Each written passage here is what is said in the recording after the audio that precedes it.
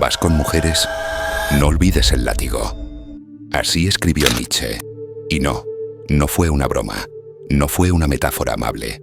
Fue una declaración provocadora, afilada, incómoda. Pero, ¿qué quiso decir realmente? ¿Era misógino?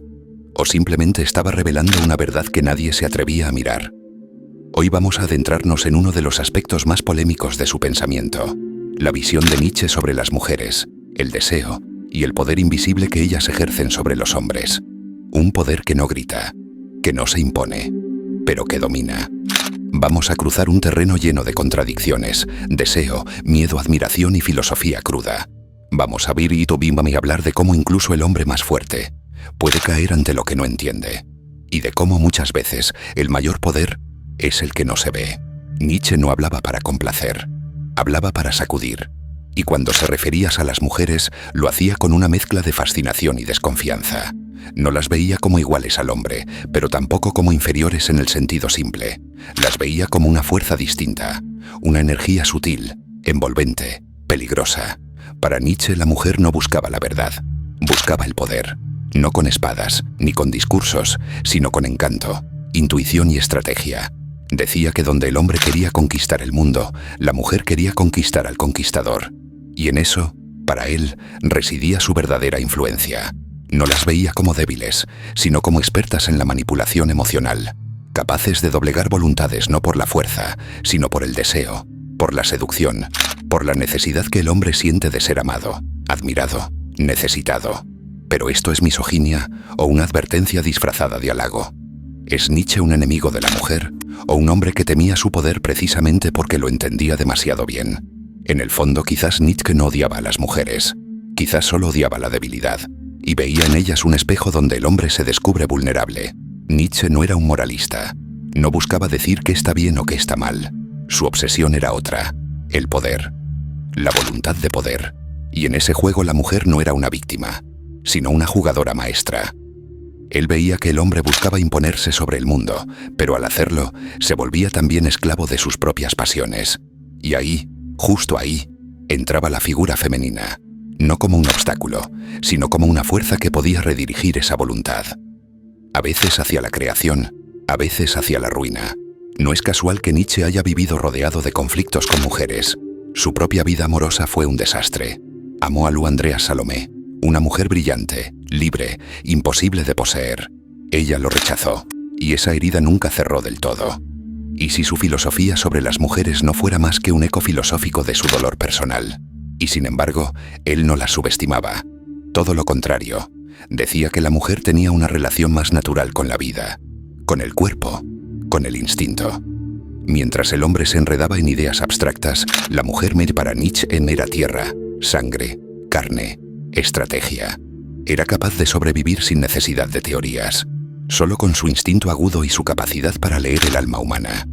La mujer perfecta es un tipo humano superior al hombre perfecto, escribió, pero inmediatamente añadía, también es algo mucho más raro. Era un juego constante, alabanza y crítica, admiración y sospecha.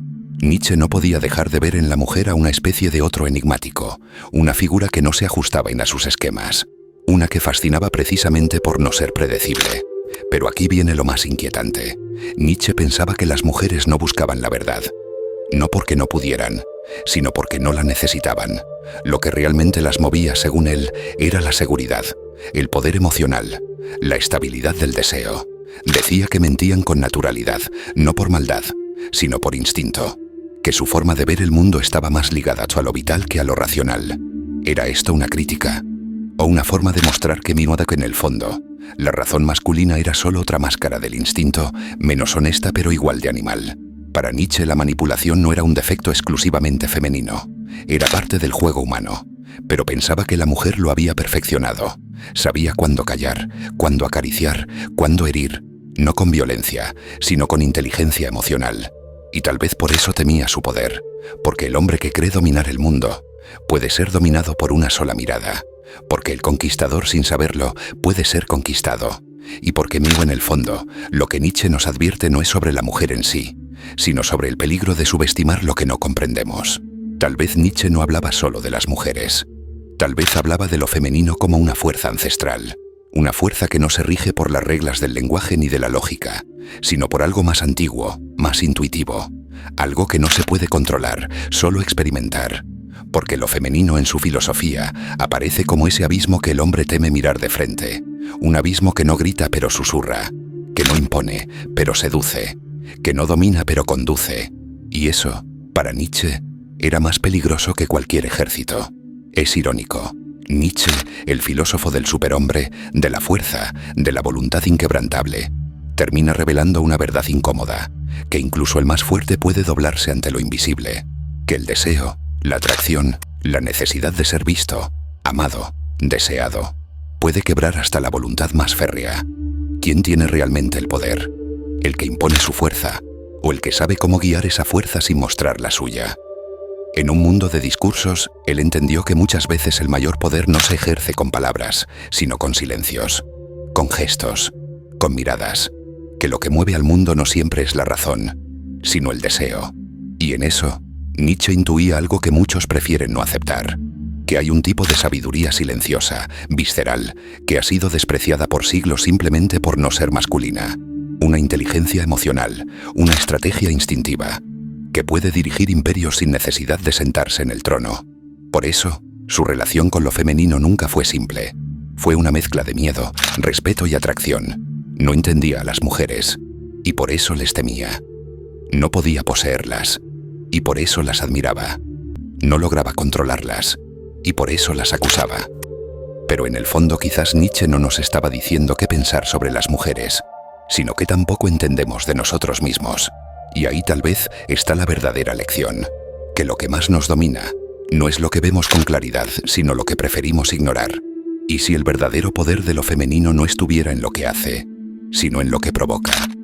Nietzsche lo intuía. El deseo es más fuerte que la razón. El amor, más caótico que la lógica. La atracción, más peligrosa que cualquier arma. Y en ese terreno, el hombre, el supuesto amo del mundo, tiembla. Porque el deseo lo desarma, lo pone de rodillas. Y aquí no hablamos solo del deseo erótico, sino del deseo de ser validado, de ser necesitado, de ser visto como héroe por alguien más. Nietzsche entendía que ese deseo puede ser la perdición del hombre fuerte, porque el hombre que quiere dominar el mundo, primero necesita dominarse a sí mismo, y casi ninguno lo logra. Las mujeres, decía, no necesitan esa lucha interna. Ellas son lo que son, sin necesidad de justificarse. Actúan por instinto, no por ideología. Observan en silencio, se mueven en los márgenes, y mientras el hombre grita su filosofía al mundo, ellas ya entendieron lo esencial. Nietzsche no podía con eso, y lo sabía. Por eso escribe desde el vértigo, desde la contradicción, desde la tensión entre su ideal del superhombre y la realidad de su propia fragilidad. Porque ¿cómo puede ser superhombre alguien que no entiende lo que más lo mueve? ¿Cómo puede conquistar el mundo quien no ha conquistado su necesidad de ser amado? Ahí está la gran tragedia del hombre moderno, según Nietzsche, que se cree libre pero sigue esclavo del deseo. Y muchas veces ese deseo tiene rostro de mujer. No porque ellas lo busquen, no porque sea un plan maquiavélico, sino porque simplemente así funciona la vida.